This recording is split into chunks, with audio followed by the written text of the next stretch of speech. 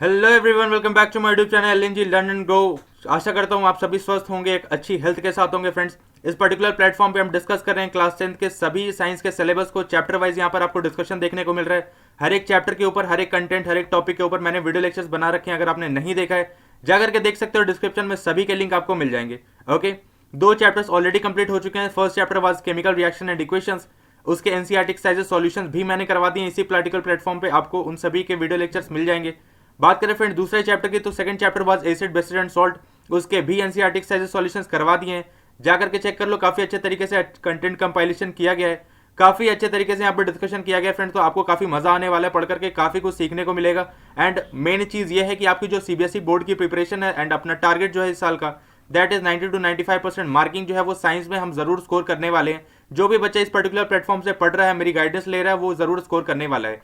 मैं अपनी बात करूँ तो I am Sagar Sinha, I am your educator for science. मैं ऑलरेडी अनअकैडमी पे भी डॉट सॉल्विंग एजुकेटर हूँ एंड मैं खुद एक सीबीएसई बोर्ड टॉपर रहा हूँ।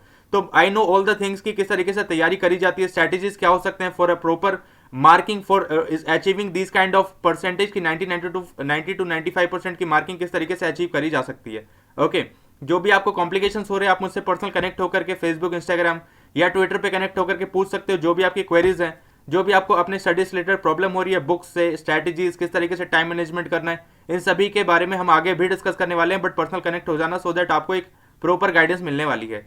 ओके, बात करें फ्रेंड तो ऑलरेडी हम लोगों ने मेटल्स एंड नॉन मेटल्स के काफी सारे कॉन्सेप्ट को क्लियर कर लिया है। We have discussed about metals and non metal definition wise, physical properties, chemical properties, uses, इन सभी को हम लोगों ने डिस्कस कर लिया है। सभी के वीडियो लेक्चर इसी पर्टिकुलर प्लेटफॉर्म पे मिल जाएंगे, जाकर के चेक कर लेना। काफी अच्छे तरीके से एक्सप्लेनेशन किया गया है। ओके, एंड आपको काफी मजा आने वाला है, क्योंकि इस तरीके की जो क्रिएटिविटी है, इस तरीके का इंटरफेस जो आप देख पा रहे हो, ये पढ़ाई करने का तरीका is very unique, very interactive, very entertaining. तो आपको बहुत मजा आने वाला है सारे कंटेंट को देखने के बाद। ओके, एंड सभी कंटेंट को देख करके अगर आपको पसंद आ रहा है, अगर आपको समझ में आता है कंटेंट, तो वीडियो को लाइक कर देना और शेयर कर देना सभी बच्चों के साथ जिनको भी बोर्ड की प्रिपरेशन करनी है या कर रहे हैं, या साइंस के रिगार्डिंग किसी को कोई प्रॉब्लम है, केमिस्ट्री क्लियर नहीं हो रही, बेसिक्स पढ़ना है, सभी बच्चों के साथ, अपने घर में भाई बहन सभी के साथ आपको इसको शेयर कर देना है। ओके, चैनल पे नए हो तो सब्सक्राइब कर लेना, बेल नोटिफिकेशन को ऑन कर लेना, सो दैट अपकमिंग वीडियोस के नोटिफिकेशन आपको फटाफट जल्दी से मिले। ओके, बात करें फ्रेंड्स तो आज हम लोग डिस्कस करने वाले हैं, आज का हमारा पर्टिकुलर टॉपिक है इस वीडियो लेक्चर का, how do metals and non metals react. अब देखो, we have discuss a lot about metals and non metals के क्या होते हैं, किस तरीके के कैरेक्टरिस्टिक्स होते हैं, केमिकल प्रॉपर्टीज क्या होती है, फिजिकल प्रॉपर्टीज क्या होती है, यूजेस क्या होते हैं, इन सब के बारे में ऑलरेडी बात हो गई है। अब हमें डिस्कस करना है कि metals and non metals react किस तरीके से करते हैं ना, कि किस तरीके से रिएक्शन हो रहा है, क्या क्या फेनोमेनन यहाँ पर होता है, किस तरीके के प्रोसेस होते हैं, इन सभी के बारे में विल बी डिस्कसिंग नाउ। बात करें फ्रेंड तो सबसे स्पेसिफिकली स्टार्ट करेंगे तो when elements react with non metal they form ionic compound. Very important thing to understand this, कि जब एलिमेंट का रिएक्शन होता है नॉन मेटल्स के साथ, है ना, जब यहाँ पर मेटल्स का एक्चुअली रिएक्शन होता है नॉन मेटल्स के साथ, ठीक है, तो एलिमेंट्स की जगह मैं स्पेसिफाई करके अगर यहाँ पर मेटल्स लिख दूं, ठीक है, तो आप समझ पाओगे कि मेटल्स का रिएक्शन जब हो रहा होता है नॉन मेटल्स के साथ, तो दे फॉर्म आयोनिक कंपाउंड। यहाँ पर आयोनिक कंपाउंड का फॉर्मेशन देखने को मिलता है, ठीक है, और जिसमें आयोनिक बॉन्ड प्रेजेंट होते हैं, ठीक है, आयोनिक बॉन्ड, कंपाउंड, इन सब के बारे में हम लोग आगे वीडियो लेक्चर्स में डिस्कस करने वाले हैं। Part by part already video आ रही है, तो चैनल के साथ बने रहना, मेरे साथ बने रहना, सो दैट आपको सारा कंटेंट क्लियर होने वाला है। ओके, आगे बात करें फ्रेंड तो when non metals react with another non metal they form covalent compound. अब देखो, नॉन मेटल का रिएक्शन दूसरे अगर नॉन मेटल के साथ हो रहा है, तो यहां पर देखने को मिलता है कि दे फॉर्म कोवैलेंट कंपाउंड, ठीक है, विद कोवैलेंट बॉन्डिंग के ऊपर, है ना, यानी कि जो कंपाउंड्स का जो फॉर्मेशन होता है वो शेयरिंग ऑफ इलेक्ट्रॉन्स के द्वारा होता है, उन्हें हम कोवैलेंट कंपाउंड्स कहते हैं, ठीक है। वेयर अगर आयोनिक कंपाउंड की बात करी जाए फ्रेंड, तो आयोनिक कंपाउंड का फॉर्मेशन एक्चुअली लॉस या गेन ऑफ इलेक्ट्रॉन्स की वजह से होता है, ठीक है। इन सब के बारे में हम लोग स्पेसिफिकली आगे भी डिस्कस करने वाले हैं डिटेल में, ठीक है। The force which link the atoms और ions in a molecule is called chemical bond. अब देखो, बॉन्ड के बारे में यहाँ पर एक्चुअली थोड़ी सी डिस्क्रिप्शन दी गई है, थोड़ा सा नॉलेज दिया गया है कि बॉन्ड क्या होता है। तो एक्चुअली केमिकल बॉन्ड के बारे में नॉलेज ये है कि वो फोर्स जो कि एटम्स को एक तरीके से बांध करके रखता है मॉलिक्यूल्स में, यानी कि उनके बीच में कहीं ना कहीं अट्रैक्शनल फोर्स डेवलप करता है, उन्हें हम कहते हैं केमिकल बॉन्डिंग। एंड उससे क्या कहा जाता है, केमिकल बॉन्डिंग, या इसे सिंपली बॉन्ड भी कहते हैं, ठीक है। तो दोनों ही नाम में कोई भी आप नाम यूज कर सकते हो, but as we are studying chemistry तो will be using some specific names, specific और प्रॉपर नेम्स, एंड हम केमिकल बॉन्ड ही यूज करेंगे।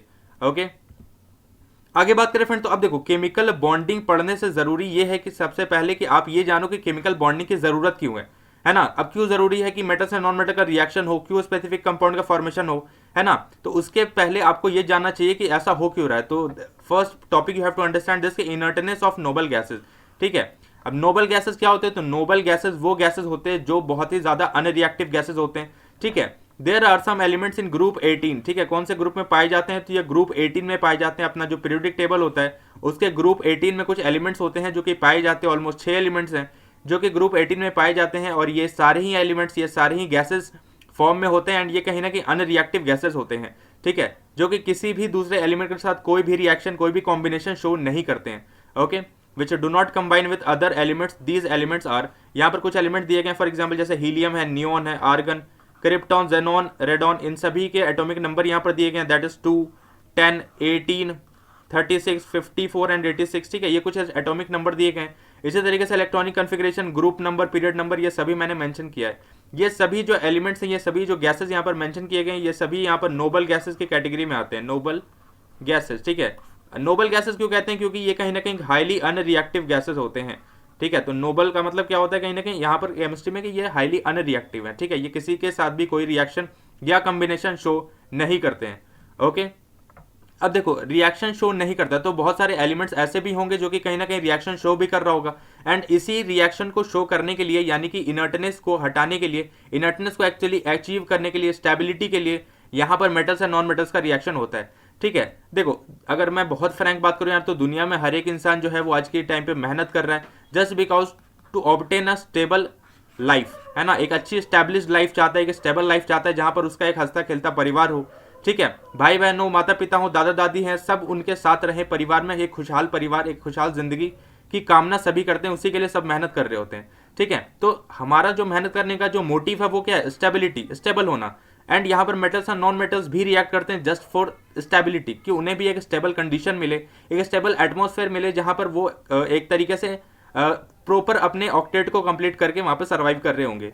ओके, इन सभी ऑक्टेट वगैरह के बारे में I be discussing more in further videos. Okay, आगे बात करें फ्रेंड, तो कॉज ऑफ केमिकल बॉन्डिंग। अब देखो ये केमिकल बॉन्डिंग की जरूरत क्यों है ना, कि क्या रीजन है कि केमिकल बॉन्डिंग हो रहा है। पहला तो केमिकल बॉन्डिंग होता है किसके किसके बीच है? तो मेटल्स एंड नॉन मेटल्स के बीच में होता है। ठीक है, जिसके वजह से आयोनिक कंपाउंड का फॉर्मेशन होता है। IC is ionic compound. Non metal और नॉन मेटल के बीच में होता है, इसके वजह से यहाँ पर कोवैलेंट कंपाउंड का फॉर्मेशन होता है। CC is covalent compound. ठीक है, तो हमेशा याद रखना मेटल्स एंड मेटल्स के बीच में कोई भी रिएक्शन नहीं होता है। मेटल्स एंड मेटल्स के बीच में देयर इज नो रिएक्शन, कोई भी मेटल के बीच में कोई रिएक्शन नहीं होता, कोई भी कॉम्बिनेशन नहीं देखने को मिलता। तो दैट्स वाई इसको आपको स्पेसिफाई करके याद रखना, मैं स्टार मार्क कर दे रहा हूँ। ठीक है, तो मेटल्स एंड मेटल्स के बीच में there is no reaction. Okay, the atoms combine with one another to achieve the inert gas electron arrangement and becomes more stable. Very important thing to understand this, and you have to mention this in your notes PDF, कि the atoms combine with one another to achieve the inert gas electron arrangement. ठीक है, actually देखो जो यहाँ पर combination हम लोग पढ़ रहे हैं, या जो भी यहाँ पर रिएक्शन पढ़ रहे हैं, ये सभी का मतलब क्या, ये सब का जो मोटो है वो है अचीव करना inert gas arrangement and stable होना। मैंने अभी स्टेबिलिटी के बारे में आपको बताया कि स्टेबल होने के लिए ही ये पूरी जो केमिकल बॉन्डिंग है, पूरी जो रिएक्शन है, पूरा जो यहाँ पर कॉम्बिनेशन है वो हो रहा होता है। क्लियर है? Atoms form chemical bonds to achieve stability by acquiring the inert gas configuration. Inert gas configuration actually क्या होता है? तो यहाँ पर जो आपने अर्लियर स्लाइड्स में देखा, जैसे कि कुछ आपने यहाँ पर देखा होगा, ठीक है, कि 2 है ना, 2, 8, 18, 32, ये ऐसे जो एलिमेंट्स होते हैं, इनमें कहीं ना कहीं आप जब देख पाओगे तो ऑलमोस्ट में आप देखोगे कि आउटर मोस्ट सेल में आपको 8 इलेक्ट्रॉन्स मिल रहे होंगे, बट इकलौता यहाँ पर एक एलिमेंट है दैट इज हीलियम। हीलियम में इकलौता 2 इलेक्ट्रॉन्स पाए जाते हैं, एंड ये इसमें भी स्टेबल है। स्टेबल इसलिए है, काफी बार ये भी क्वेश्चन पूछा जाता है कि हीलियम स्टेबल क्यों है ओनली जब उसके 2 इलेक्ट्रॉन्स पाए जाते हैं इसके आउटर मोस्ट शेल में। रीजन क्या है? रीजन हो जाएगा फ्रेंड्स यहाँ पर कि तो हीलियम आप ऑलमोस्ट वो आउटर मोस्ट शेल होना चाहिए उसका, that's why, and outer most shell में अगर उसके 2 इलेक्ट्रॉन्स हैं तो कोई भी प्रॉब्लम नहीं है, वो एक स्टेबल कंडीशन में है। ठीक है, एंड ये बस हीलियम के लिए ही एप्लीकेबल होता है। और दूसरे एलिमेंट्स के लिए क्या होता है? 8 इलेक्ट्रॉन्स उनके आउटर मोस्ट शेल में होने चाहिए। ठीक है, या जिसे हम वैलेंस शेल कहते हैं, आउटर मोस्ट शेल या वैलेंस शेल में 8 इलेक्ट्रॉन्स की संख्या होगी, तभी कहीं ना कहीं वो इनर्ट गैस कॉन्फ़िगरेशन यानी कि ऑक्टेट उनका कंप्लीट होने वाला है। ओके, आगे बात करें फ्रेंड, तो an atom can achieve the inert gas electron arrangement in 3 ways. ठीक है, 3 तरीके हैं जिसके द्वारा कोई भी एटम जो है वो इनर्ट गैस अरेंजमेंट यानी कि ऑक्टेट कंप्लीशन कर सकता है। ठीक है, पहला इज बाय लूजिंग 1 और मोर इलेक्ट्रॉन्स, दूसरा बाय गेनिंग 1 और मोर इलेक्ट्रॉन्स, थर्ड है बाय शेयरिंग 1 और मोर इलेक्ट्रॉन्स। ठीक है, पहला देखो क्या हो जाएगा कि या तो कोई एटम या कोई एलिमेंट जो है वो इलेक्ट्रॉन को लूज कर दे दूसरे एटम को, यानी कि दूसरे एलिमेंट के एटम्स को, या दूसरा तरीका क्या हो जाएगा कि या तो वो एटम जो है वो गेन करे, है ना, इलेक्ट्रॉन्स को दूसरे किसी एलिमेंट से, दूसरे किसी एटम से, या उन दोनों एटम्स के बीच में म्यूचुअल शेयरिंग भी हो करके वो अपना अपना एक तरीके से इनर्ट गैस इलेक्ट्रॉन अरेंजमेंट यानी कि ऑक्टेट कंप्लीशन वो कर सकते हैं। ठीक है, मेन कहानी यहाँ पर ऑक्टेट की है। ठीक है, कि ऑक्टेट कंप्लीशन होना चाहिए तभी वो जाकर के एक स्टेबल कंपाउंड होने वाला है। ओके, तो these are the 3 important ways you have to understand this. आगे बात करें फ्रेंड, तो in order to understand the reaction between metals and non metals it is necessary to know the meaning of the term ions. ठीक है, अब देखो metals and non metals के बीच में क्या आपको लगता है कि डायरेक्ट मेटल यहाँ पर गोल्ड एंड सिल्वर जाकर के रिएक्ट कर जाएगा? नहीं, हमेशा क्या होता है कि आयंस का यहाँ पर जो रिएक्शन है वो देखने को मिलता है। तो मेन यहाँ पर रिएक्शन जो है वो आयंस का होने वाला है। ठीक है, आयंस। ठीक है, आयंस क्या है इन सभी के बारे में मैं आगे भी चर्चा करने वाला हूँ। ठीक है, तो एक्चुअली देखो मेन रीजन क्या है ना कि केमिकल बॉन्डिंग में very important thing to understand this कि आयंस का फॉर्मेशन कैसे होता है या आयंस क्यों जरूरी है। तो आयंस इसलिए जरूरी है सो दैट वही एक पर्टिकुलर एंटिटी है जो कि किसी भी केमिकल रिएक्शन में पार्टिसिपेट कर रहा होता है। ठीक है, अगर मेटल्स एंड नॉन मेटल्स में बात करी जाए तो ions is the particular entity that is taking part in that particular chemical reactions. Okay, ions के बारे में चर्चा करें फ्रेंड्स, तो आयंस आ चुका है। आयंस क्या होता है? सबसे पहले तो an ion is an electrically charged atom और ग्रुप ऑफ एटम। ठीक है, very important thing to understand this कि आयन क्या हो जाएगा? An ion is an electrically charged atom. ठीक है, इलेक्ट्रिकली चार्ज एटम और ग्रुप ऑफ एटम। ठीक है, एक ऐसा एंटिटी, एक ऐसा पार्टिकल है, ठीक है, जो कि कहीं ना कहीं चार्ज है, इलेक्ट्रिकल चार्ज है। इलेक्ट्रिकल चार्ज वो दो तरीके से हो सकता है, या तो पॉजिटिवली हो या नेगेटिवली हो, है ना। अपन तो दो तरीके के चार्जेस ही जानते हैं। ठीक है, या तो वो पॉजिटिव चार्ज होने वाला है या वो नेगेटिव चार्ज होने वाला है, एंड इन दोनों के अलावा कोई चार्जेस नहीं है तो हम उन्हें न्यूट्रल केस कहते हैं। ठीक है, आगे बात करें फ्रेंड, तो it is formed by the loss और gain of electrons. Very important thing to understand this कि आयंस का फॉर्मेशन कैसे होता है। तो या तो वो लॉस कर रहे होंगे इलेक्ट्रॉन्स को किसी दूसरे इलेक्ट्रॉन्स के साथ यानी कि किसी दूसरे एटम्स के साथ, या गेन कर रहे होंगे। तो या तो लॉस या तो गेन, यही दो क्राइटेरिया है जिनके फुलफिल होने के बाद यहाँ पर आयंस का फॉर्मेशन देखने को मिलता है। Okay, so it contains an unequal number of electrons and proton. अब देखो आयंस में आपको एक बहुत इंपॉर्टेंट कंडीशन जो है वो देखने को मिलती है, दैट इज कि उनमें unequal number of electrons and protons present होते हैं। ठीक है, जब हम लोग आयंस के बारे में आगे डिस्कस कर रहे होंगे, जैसे फॉर एग्जांपल सोडियम आयंस की बात करी जाए। ठीक है, अब सोडियम की अगर इलेक्ट्रॉनिक कन्फिग्रेशन के बारे में बात करें फ्रेंड, तो 2, 8 और 1 is the electronic configuration of sodium atom. लेकिन अगर हम बात करें सोडियम आयन के इलेक्ट्रॉनिक कन्फिग्रेशन की, तो ये होने वाला है 2, 8 और, ठीक है, 2, 8। ठीक है, तो यहाँ पर आप देख पा रहे हो कि KLM यानी 3 शेल्स यहाँ पर इन्वॉल्व हो रहे हैं और यहाँ पर K और L 2 ही शेल्स इन्वॉल्व हो रहे हैं। ठीक है, शेल्स इन सब के बारे में आगे भी मैं चर्चा करने वाला हूँ। अब आप देख पाओगे कहीं ना कहीं अगर हम सोडियम आयन के इलेक्ट्रॉनिक कन्फिग्रेशन को फोकस करें तो यहाँ पर क्या देखने को मिल रहा है कि ऑलरेडी यहाँ पर unequal number of proton and electrons हो चुके हैं। ठीक है, यहाँ पर क्या हो गया, ऑलमोस्ट एक इलेक्ट्रॉन का डिस्चार्ज हो गया, यानी एक इलेक्ट्रॉन ऑलरेडी लॉस हो चुका है। ठीक है, इसी तरीके से आयंस का एक्चुअली फॉर्मेशन हो रहा होता है। There are 2 types of ion, पहला हो जाएगा कटायन एंड दूसरा इज अनायंस। ठीक है, पहला इज कटायन, दूसरा is anion. Positively charge ions को we call it cation and negatively charge को अनायंस कहते हैं। इसके बारे में आगे चर्चा होने वाली है। कटायंस, देखो कटायन सब क्या होता है यहाँ पर कि positively charge ion is known as cation. Very important thing to understand this, हर एक चीज के ऊपर आपको डेफिनेशन यहाँ पर मिल रहा है। तो दिस इज द प्लेटफॉर्म जहाँ पर आपको बहुत कुछ सीखने को मिलेगा। काफी कुछ चीजें हम करेंगे आगे भी। अभी यार देखो ये प्लेटफॉर्म जो है वो काफ़ी एक तरीके से अभी ग्रो कर रहा है ना, काफ़ी अप्रिसिएशन प्यार आप लोगों का मिल रहा है, काफ़ी बच्चों का मेरे पास मैसेज आते रहता है, काफ़ी लोगों ने कमेंट कर रखा था। तो आपके ब्यूटीफुल कमेंट्स हमारे लिए बहुत मोटिवेशन का काम करते हैं। ठीक है, आगे इस पर्टिकुलर वीडियो लेक्चर में मैंने असाइनमेंट्स डाले हैं आज बच्चों के लिए, सो दैट बच्चों का जो एक तरीके का असाइनमेंट वाला जो पार्ट स्कूल मिस कर रहा था, ठीक है ना, स्कूल में ऑब्वियसली ऑनलाइन में इतना ज़्यादा होमवर्क एंड असाइनमेंट नहीं मिल रहे, तो दिस इज द टाइम जहाँ पर आपको असाइनमेंट मिलने वाले हैं एंड आपको असाइनमेंट करके मेरे को कॉमेंट सेक्शन में बताना है कि असाइनमेंट का करेक्ट आंसर क्या होने वाला है। ठीक है, असाइनमेंट के बारे में भी आगे चर्चा करेंगे। आगे बात करें फ्रेंड, तो cation is formed by the loss of 1 और मोर इलेक्ट्रॉन्स बाय एन एटम। ठीक है, तो कटायन का फॉर्मेशन कैसा होता है, हमेशा याद रखना लॉस ऑफ इलेक्ट्रॉन हो रहा होता है जहां पर भी, तो वहां पर कटायन का फॉर्मेशन देखने को मिलता है। ठीक है, इस प्यारे से बच्चे को अगर आप फिगर में देख पा रहे हो इस प्यारे से फेस को, तो this is a form of cation. ठीक है, कहीं ना कहीं पॉजिटिवली चार्ज होता है। ठीक है, तो इस तरीके का फेस नहीं होता बट पॉजिटिवली चार्ज होता है। ओके, एग्जाम्पल के तौर पे बात करें फ्रेंड, तो सोडियम एटम से अगर एक इलेक्ट्रॉन का लॉस हो रहा होता है तो यहाँ पर सोडियम आयन यानी कि Na+ आयन का कटायन का फॉर्मेशन देखने को मिलता है। ठीक है, आगे बात करें फ्रेंड, तो फॉर्मेशन कैसे होता है। इफ एन एलिमेंट हैज 1, 2 और 3 electrons in the outermost shell of its atom, then it loses these electrons to achieve the inert gas electron arrangement of 8 valence electrons and forms positively charged ion or cation, as it is impossible to add 5, 6 और 7 electrons to an atom due to energy consideration। ठीक है, देखो very important thing to understand this, reason actually दिया गया है यहाँ पर कि रीजन क्या है फॉर्मेशन का, कि इस तरीके का रीजन फॉर्मेशन होता है। पॉजिटिव आयन का फॉर्मेशन क्यों होता है? तो इफ एन एलिमेंट, देखो 1, 2 या 3, मैंने कल भी इस चीज़ को एक्सप्लेन करा था, डिटेल में डिस्कस किया था कि मेटल्स जो होते हैं उनमें कहीं ना कहीं उनके आउटर मोस्ट शेल यानी कि वैलेंस शेल में 1, 2 या 3 इलेक्ट्रॉन्स प्रेजेंट होते हैं एंड इन्हीं इलेक्ट्रॉन्स को वो लूज करने के बाद पॉजिटिवली चार्ज एक्वायर करते हैं, ठीक है। It loses these electrons to achieve the inert gas configuration, ठीक है। तो इन्हीं इलेक्ट्रॉन्स को वो लूज करने के बाद अपना इनर्ट गैस कन्फिग्रेशन जो है वो अचीव करने वाले होते हैं, ठीक है। एंड उनके बाद जो फॉर्मेशन होता है वो एक पॉजिटिवली चार्ज आयन का होता है and that is cut ion, ठीक है। ऑब्वियसली देखो 1, 2 और 3 इलेक्ट्रॉन को लूज करना is very much easy task than to add 5, 6 और 7 electrons in that particular atom और एलिमेंट, जस्ट बिकॉज की काफी ज्यादा एनर्जी की रिक्वायरमेंट होती है जब भी हम ये उल्टा प्रोसेस यानी कि 5, 6, 7 इलेक्ट्रॉन्स का एडिशन कर रहे होते हैं, तो काफी इंपॉसिबल क्राइटेरिया होता है एंड बहुत अधिक मात्रा में एनर्जी की रिक्वायरमेंट भी होती है, ठीक है। आगे बात करें फ्रेंड, तो metal atoms lose electron to form positively charge ion और कटायन, ठीक है। तो मेटल्स एक्चुअली क्या करते हैं, लूज कर रहे होते हैं इलेक्ट्रॉन्स को just to form positively charge ion, या जिसे हम कटायन से भी कहते हैं, ठीक है। तो मेटल्स का एक्चुअली देखो ज्यादातर मेटल्स का काम यही होता है कि वो जो इलेक्ट्रॉन्स है उनको लूज करके अपना पॉजिटिवली चार्ज आयन को एक्वायर करते हैं, ओके। आगे बात करें फ्रेंड, तो कुछ यहाँ पर मैंने एग्जांपल्स लिए हैं। पहला एग्जांपल है सोडियम आयन का फॉर्मेशन कैसे होता है। तो सबसे स्पेसिफिकली देखेंगे तो एटॉमिक नंबर सोडियम का कितना है, 11, ठीक है।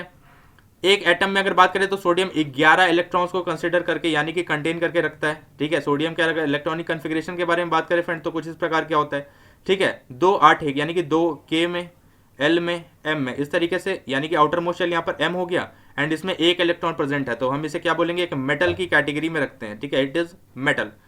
अब किस तरीके का रिएक्शन हो रहा है, तो रिएक्शन कुछ होता है फ्रेंड्स इस प्रकार का कि सोडियम में से एक इलेक्ट्रॉन का लॉस होने के बाद यहाँ पर Na+ आयन का फॉर्मेशन देखने को मिलता है, ठीक है। एंड यहाँ पर KLm, इसको इस तरीके से मैंने एक्चुअली इलेक्ट्रॉनिक कन्फिग्रेशन के माध्यम से यहाँ पर लिख दिया है कि इलेक्ट्रॉनिक कन्फिग्रेशन के माध्यम से किस तरीके से यहाँ पर एक्चुअली इलेक्ट्रॉन्स कम हो रहे हैं या ज्यादा हो रहे हैं। ऑब्वियसली यहाँ पर एक इलेक्ट्रॉन का लॉस हो रहा है, तो आप देख पा रहे हो कि यहाँ पर क्या हो गया, एक इलेक्ट्रॉन गायब हो चुके हैं यानी एक तरीके से वो लॉस हो चुका है, ठीक है, एटमॉस्फेयर में एक्चुअली रिएक्शन में, ओके। आगे बात करें फ्रेंड, तो यहाँ पर मैंने एक डायग्राम दिया है कि किस तरीके से सोडियम आयन का फॉर्मेशन होता है शेल्स वाइज में, कि किस तरीके से यहाँ पर फॉर्मेशन हो रहा है, ठीक है। तो आप शेल से के साइड से भी समझ सकते हो, शेल के रेफरेंस में कि किस तरीके से फॉर्मेशन हो रहा है। बात करें फ्रेंड, तो ये K शेल है, ये this is L and this is M, the outer most shell of sodium atom, जिसमें ऑलमोस्ट आप देख पा रहे हो कि यहाँ पर एक इलेक्ट्रॉन ही प्रेजेंट है, ठीक है। बात करें फ्रेंड्स यहाँ पर सोडियम आयन के फॉर्मेशन में, this is sodium atom and this is sodium ion यानी कि Na+। यहाँ पर आप देख पा रहे हो कि this is K shell and this is L shell, ठीक है। तो यहाँ पर 2 ही शेल्स बचे हैं, ऑलमोस्ट जो M शेल था उसके इलेक्ट्रॉन को लूज करने के बाद L is the outer most shell of this particular sodium ion, ठीक है। तो ऑलमोस्ट यहाँ से आप देख पा रहे होगे कि ये शेल किस तरीके से बना है, ये ऑलमोस्ट एक इलेक्ट्रॉन के लूज करने के बाद इस तरीके से जो शेल्स में परिवर्तन है, इस तरीके से जो इलेक्ट्रॉनिक कन्फिग्रेशन में चेंजेस है वो देखने को मिलते हैं, ओके। आगे बात करें फ्रेंड, तो this is your assignment part, this is your homework, this is your assignment part, जिसमें आपको बताना है मुझे कमेंट सेक्शन में करके कि इसके किस तरीके से फॉर्मेशन होने वाले, एक्चुअली इनके आपको इलेक्ट्रॉनिक कन्फिग्रेशन के माध्यम से फॉर्मेशन लिखने हैं। कंप्लीट मैं चेक करने वाला हूँ एंड नेक्स्ट वीडियो लेक्चर में मैं पर्टिकुलरली हर एक बच्चे का नाम यहाँ पे अनाउंस करूंगा जिसने भी पर्टिकुलरली इसमें इसके आंसर करेक्ट दिए। ऑलमोस्ट काफी सारे असाइनमेंट है, 2-4 क्वेश्चन हैं एंड आपको उनको प्रॉपर तरीके से कंप्लीट करना है। कमेंट सेक्शन में बताओ कि क्या यहाँ पर इसके करेक्ट आंसर है। नेक्स्ट वीडियो लेक्चर में I will be announcing your name कि इन बच्चों ने ऑलमोस्ट सही आंसर दिए हैं, ठीक है। तो ये आपके लिए एक काफ़ी अच्छा मोटिवेशन है कि आपके भी नाउंस अनाउंस हो सकते हैं कि अगर आप ज़रूर इसको अगर शेयर करो बच्चों के साथ एंड इसको अगर असाइनमेंट प्रॉपर तरीके से सही करते हो तो, ठीक है। Next I have given an assignment of this is also your homework portion, जिसमें आई हैव गिवन कि किस तरीके से एल्यूमिनियम आयन का फॉर्मेशन होता है, ये भी आपको मेरे को बताना है कमेंट सेक्शन में करके, ठीक है। Next will be talking about anions कि अनायंस क्या होते हैं। वेरी इंपॉर्टेंट टॉपिक, अनायन और कैटायंस काफी इंपॉर्टेंट होते हैं किसी भी केमिकल बॉन्डिंग में। And negatively charge ion is known as anion. तो सबसे पहली बात तो यह है कि नेगेटिवली चार्ज आयन जो होता है उसे हम अनायन कहते हैं, ठीक है।